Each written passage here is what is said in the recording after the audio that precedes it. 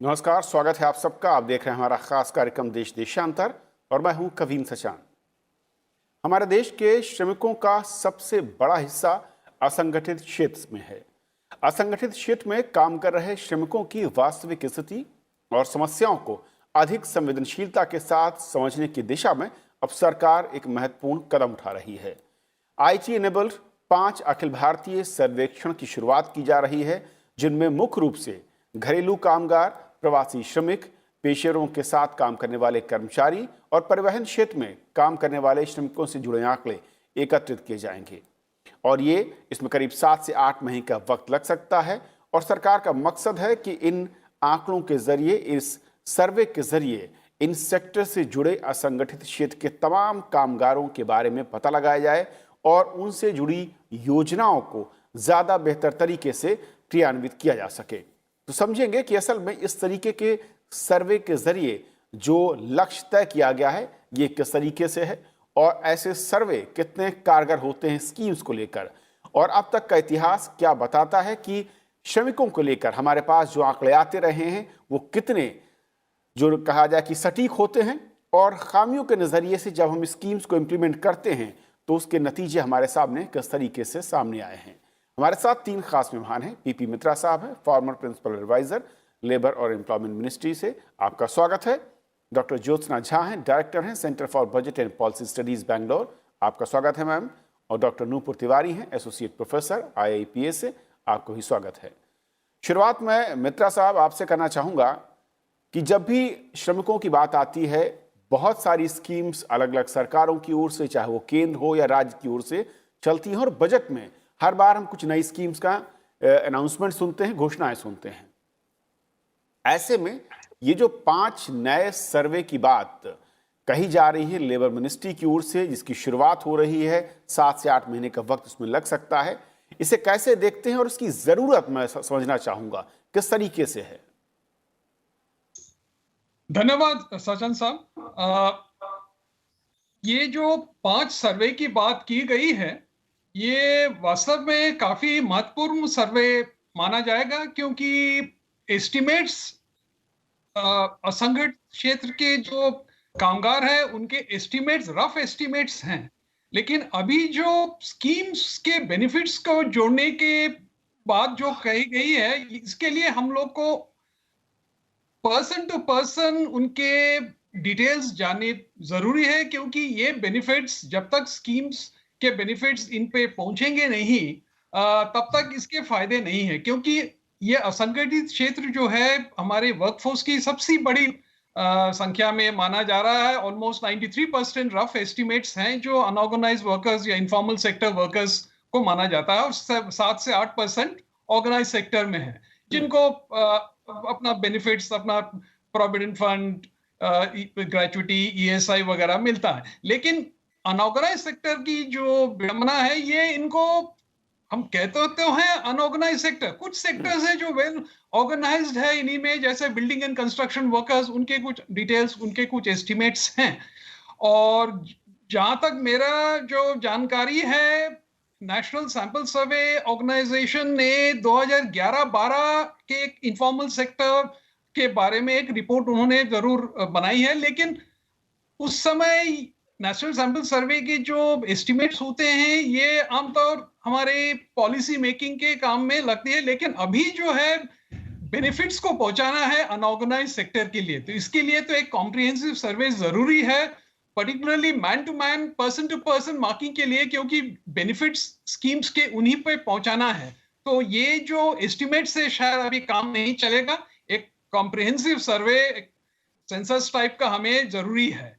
तो मेरे ख्याल से ये 7 से 8 महीने लग तो सकते हैं, क्योंकि मेरे ख्याल से लेबर ब्यूरो को ये काम काज सौंपी गई है, और लेबर ब्यूरो जब तक, जहां तक मेरा जानना है, इतना समय अगर एस्टिमेट्स या एनालिसिस कॉम्प्रिहेंसिव होनी है तो समय लग सकता है इतना। ये मेरी शुरुआत के डॉक्टर ज्योत्सना जी, NSSO जो आंकड़े अब तक जुटाता रहा है, और अगर मैं उस पर, जैसे कि मित्रा साहब ने कहा कि करीब 90% से ज़्यादा जो कामगार वो संगठित क्षेत्र में नजर आते हैं, क्या उनके आंकड़े उतने सटीक या उतने स्पेसिफिक नहीं हैं जो सरकार की तमाम योजनाओं के लाभ या लाभार्थी के नज़रिए से जिसकी ज़रूरत होती है।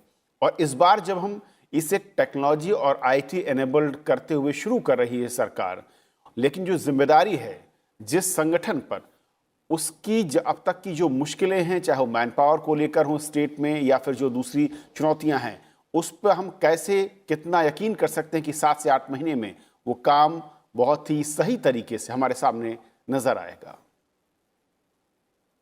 Thank you. 2-3 सवाल उठते हैं इस संदर्भ में। एक तो ये कि ये सैंपल सर्वे है, ये भी जो हो रहा है, जहां तक मेरी जानकारी है, ये भी सैंपल सर्वे है, ये सेंसस नहीं है जी। और एक बड़ा सैंपल लेके है। तो जब सैंपल बड़ा होता है और सिर्फ साइज पे नहीं जाता है, ये भी है कि किस तरह से सैंपलिंग स्ट्रैटेजी क्या है, और वो डिटेल अभी हमें मालूम नहीं है। लेकिन अगर सैंपलिंग स्ट्रैटेजी अच्छी है और ठीक से सैंपल चुनते हैं तो डेटा रिलायबल होता है, सीधी सी बात है। और इस तरह के डेटा की जरूरत है, इस तरह के स्टैटिस्टिक्स की जरूरत है, खासतौर पर इसलिए कि लास्ट एनएसएसओ राउंड को पब्लिक नहीं किया गया। हालांकि वो पब्लिक डोमेन में आ गया, लेकिन फिर भी उसको जब आप इस्तेमाल करते हैं तो कई तरह के सवाल उठते हैं। तो उस वजह से स्टैटिस्टिक्स की जरूरत तो है, लेकिन वो एक होता है कि आप जानकारी लेते हैं स्कीम्स बनाने के लिए, और उसके लिए सैंपल बेस्ड सर्वे अच्छा काम करता है अगर अच्छे से सैंपलिंग किया है, अगर डेटा की वेरासिटी अच्छी है, रिलायबिलिटी अच्छी है। दूसरा है स्कीम के जरिए पहुंचने की जानकारी, हर व्यक्ति की जानकारी चाहिए। मेरा ख्याल है मित्रा साहब भी वही कहना चाह रहे थे कि जब आप पहुंचते हैं तब सैंपल सर्वे का महत्व नहीं रह जाता है। सैंपल सर्वे आपको सिर्फ ये बताता है कि आपकी समस्याएं कहाँ हैं, किस लोकेशंस पे हैं, किस तरह की हैं, कहाँ जरूरत है सपोर्ट की, कहाँ आपको इंटरवीन करना चाहिए पॉलिसी के थ्रू। लेकिन किस किस तक पहुंचना है, वो एक एक की जानकारी वो सैंपल सर्वे नहीं देता है, तो उस माध्यम से आप नहीं पहुंच सकते हैं। उसके लिए आपको दूसरे डेटा की जरूरत पड़ेगी। बहुत तरह के बाकी डेटा हैं और आपको उनके माध्यम से उन तक पहुंचना पड़ेगा। ये एक बात हुई। दूसरी लेकिन बात यही जो मैम, एक छोटा सवाल यहाँ पर कि जिन 5 सेक्टर्स को मैं कहूँ या सब सेक्टर अगर आप इसे नाम दें, जिनको इसमें ऑप्ट किया गया है, जिनको फोकस किया गया है, कोई खास वजह नजर आती है? यहाँ पर ज्यादा श्रमिक उस तरीके से हैं जो कि माइग्रेट होते हैं, या फिर ये वो सेक्टर सब सेक्टर हैं जिनके बारे में बहुत ज़्यादा जानकारी नहीं है, और जब भी आपदा इस तरह की कोई सिचुएशन होती है या जो स्कीम्स हैं उसके दायरे से ये वो सेक्टर हैं जहाँ के लोग ज़्यादा बाहर नजर आते हैं? नहीं, हमारे यहाँ एक तो डेटा जो है हमेशा से वो मल्टीपल सोर्स रहा है, और एक सोर्स दूसरे सोर्स से बिल्कुल अलग रास्ते पे चला जाता है, तो वो हमेशा ये इश्यू रहा है कि किसको माने किसको नहीं माने। अगर आप माइग्रेंट लेबर की बात करें, और चूंकि वो बहुत ज्यादा न्यूज में भी रहा है कोविड के दौरान, तो उस पे डेटा एनएसएसओ ने एक बार माइग्रेशन को फोकस बना के किया था, तो वो डेटा है। और भी कई छोटे छोटे सेंसस के माध्यम से तो डेटा मिलता है माइग्रेशन का, तो फिर भी पूरी जानकारी नहीं मिलती है और समय का बहुत अंतराल है, चाहे वो सेंसस हो चाहे एनएसएसओ हो।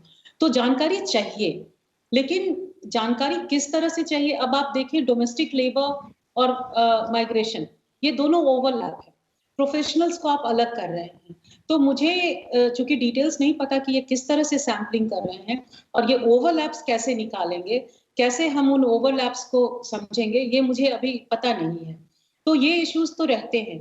दूसरा एक इश्यू आपने और भी कहा था, कैपेसिटी की बात। राइट। तो अभी तक जहां तक मेरी जानकारी है, लेबर ब्यूरो ने इस स्केल पे पहले कभी नहीं किया है। वो छोटे छोटे सर्वे करते रहे हैं और दूसरे सर्वे के स्टेट लेवल के सर्वेस को लेकर उस पे डेटा जनरेट करते हैं, और छोटे छोटे सर्वेस खुद भी करते रहे हैं। ये स्केल मेरे ख्याल से बड़ा है और इसलिए चैलेंजिंग होगा। और दूसरा कि टेक्नोलॉजी के माध्यम से आजकल बहुत लोग सर्वे कर रहे हैं, तो उससे समय बचता है, लेकिन उसमें बहुत सारे आपको सेफ गार्ड्स देखने पड़ेंगे और आपकी ट्रेनिंग अच्छी होनी चाहिए, आपका पूरा।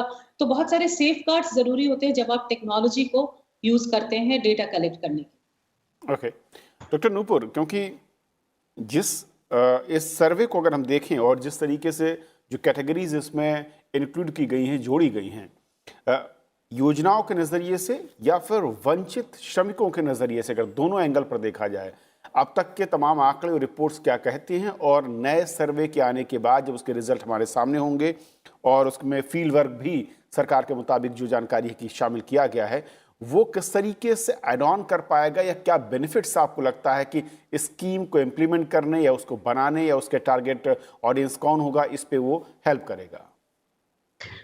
इसमें अगर हम रिपोर्ट की बात करें, जैसे आपने कुछ रिपोर्ट्स का मेंशन किया है, तो एक अर्जुन सेनगुप्ता कमेटी की रिपोर्ट आई थी।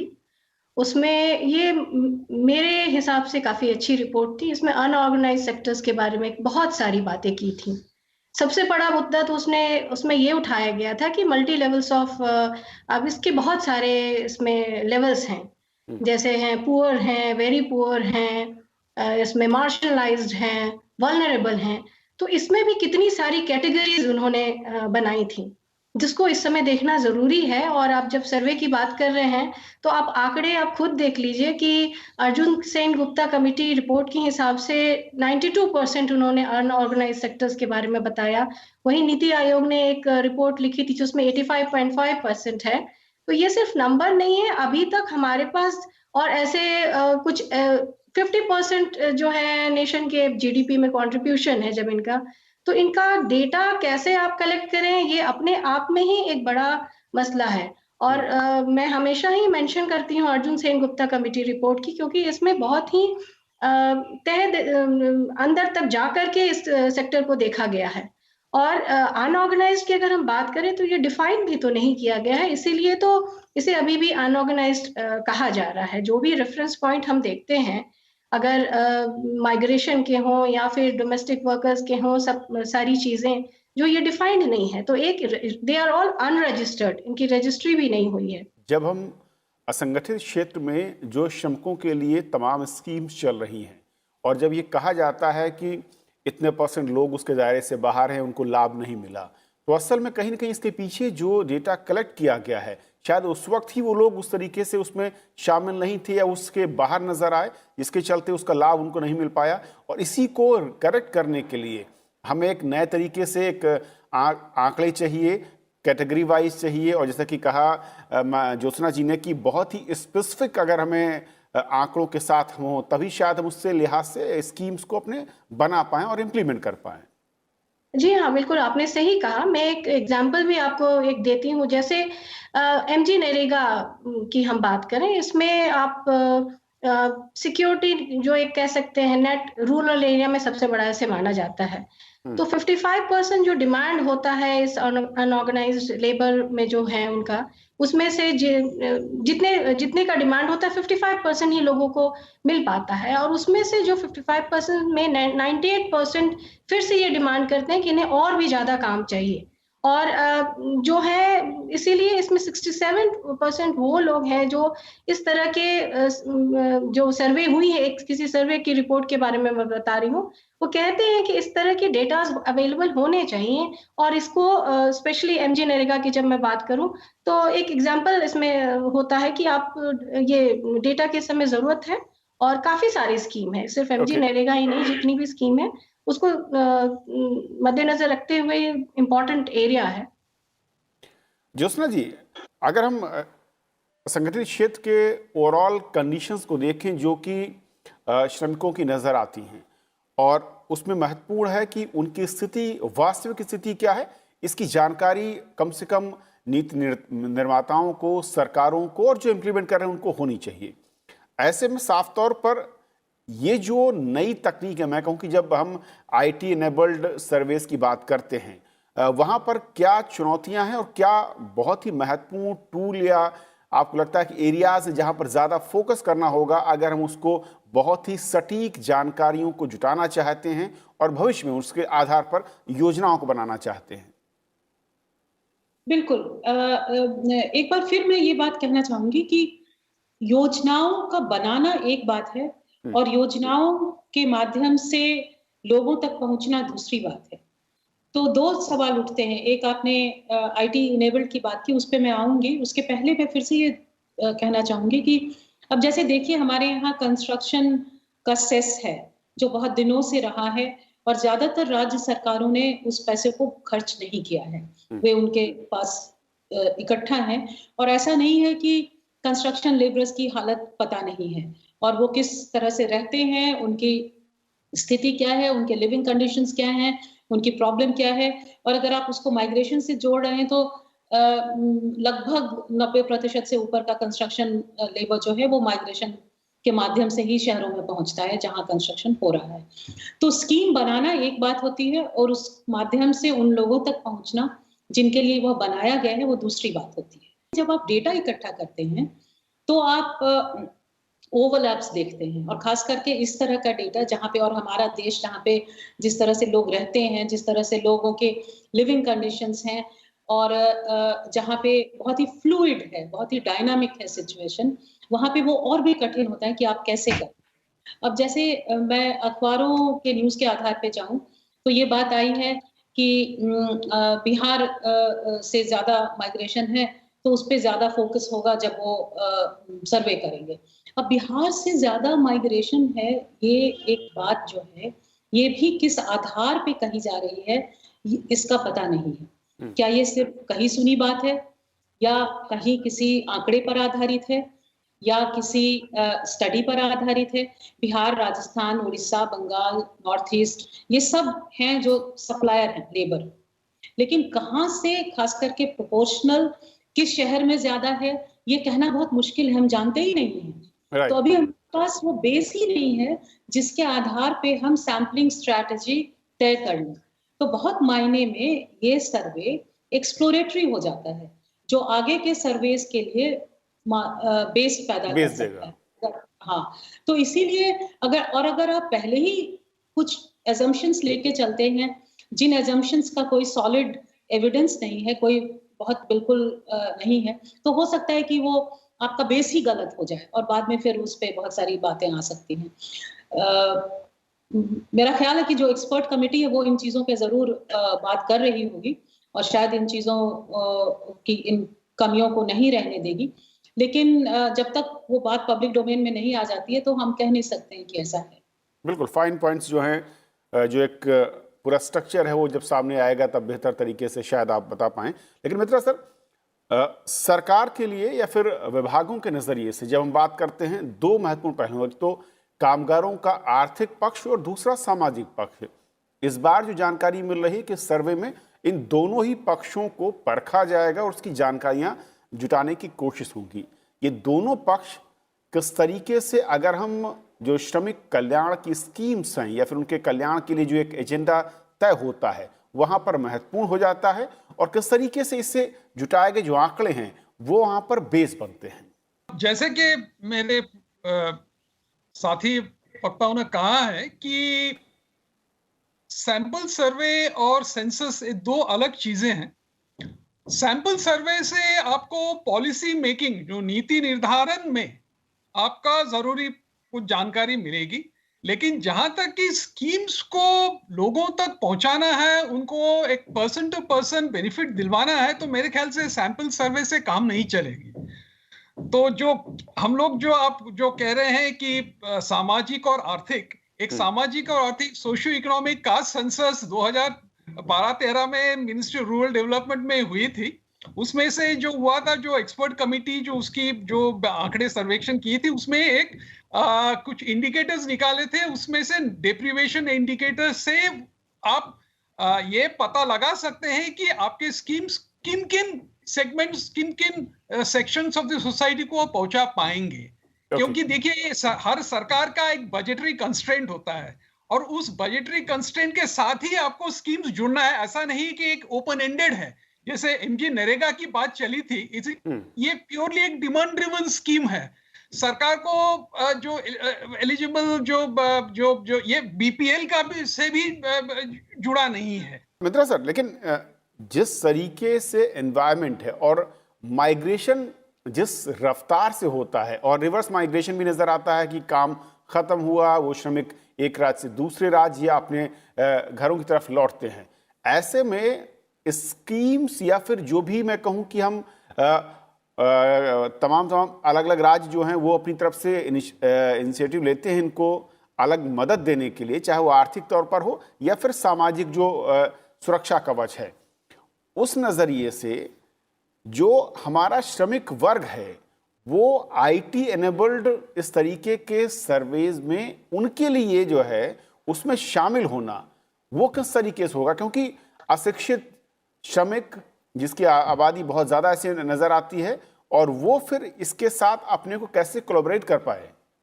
नहीं, ये आपने बहुत सही मुद्दा उठाया, क्योंकि ऑनलाइन तरीके से इन श्रमिकों को जुड़ना एक महत्वपूर्ण चैलेंज है। तो अभी जो जैसे मोबाइल टेक्नोलॉजी इतना ज्यादा फैला है, तो मेरे ख्याल से ये आधार प्लस एक मोबाइल, जो जैम जिसको हम कहते हैं, वो जैम पद्धति से ही आपको जुड़ना पड़ेगा। जनधन, आधार और मोबाइल, ये जो जैम का जो टेक्नोलॉजी हमारे देश में आया है, उसी पद्धति से आपको जुड़ना पड़ेगा। और ये जुड़ने की पद्धति काफी सरल होनी चाहिए, ताकि आप जो कह रहे हैं कि असंगठित क्षेत्र के जो श्रमिक हैं वो अक्सर वेल ट्रेन नहीं होता है, और इसमें अक्सर वो उनको जानकारी पूरी होती नहीं है। तो मेरे ख्याल से जो डिस्ट्रिक्ट एडमिनिस्ट्रेशन या स्टेट एडमिनिस्ट्रेशन को काफी प्रोएक्टिव रोल इसमें प्ले करनी चाहिए होगी, और रजिस्ट्रेशन सेंटर्स खास तौर के ये स्कीम्स को एनलिस्ट करने के लिए रजिस्ट्रेशन सेंटर्स होनी चाहिए, जहां ये असंगठित क्षेत्र के जो वर्कर्स हैं वो आ पाए। इसी तरह से एक इंस्टीट्यूशनल फ्रेमवर्क जब तक नहीं बनेगी, मेरे ख्याल से ये स्कीम्स के बेनिफिट्स ऑनलाइन पद्धति से पहुंचना कठिन है। लेकिन ऑनलाइन पद्धति के अलावा कोई चारा भी नहीं है मेरे ख्याल से, क्योंकि इतना फैला हुआ ये क्षेत्र है और इतना इस पे फोकस है, तो मेरे ख्याल से ये जैम पद्धति से ही आपको जाना पड़ेगा।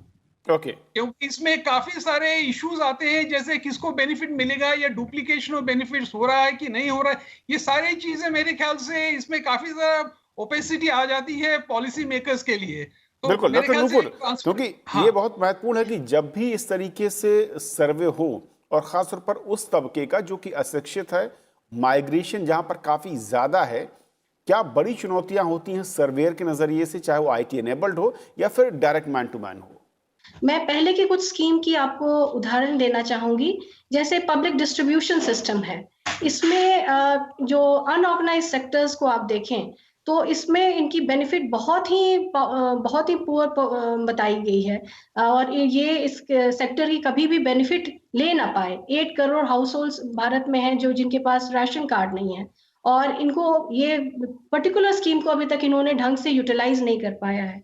ICDS की बात अगर आप करें तो सिर्फ 7% ही इनफॉर्मल वर्क फोर्स जो है इसमें इनरोल्ड है इंटीग्रेटेड चाइल्ड डेवलपमेंट सर्विसेज में, और 5% ही इन्वॉल्व है या इनरोल्ड है PM किसान योजना में।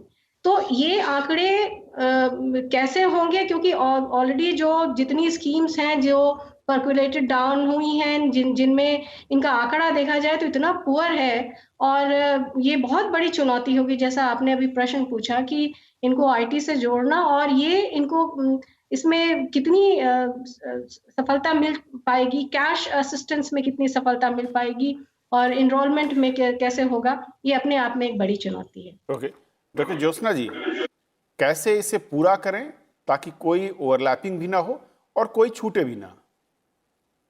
नहीं, ये तो बहुत मुश्किल है, और मुझे लगता है टेक्नोलॉजी जो है ना हमारे यहाँ, मान लेते हैं कि टेक्नोलॉजी जो है वो समय बचाएगा, पैसा बचाएगा, इसीलिए हर चीज का सोल्यूशन है, जबकि जो थ्रेशोल्ड होना चाहिए टेक्नोलॉजी के इस्तेमाल के लिए वो है ही नहीं।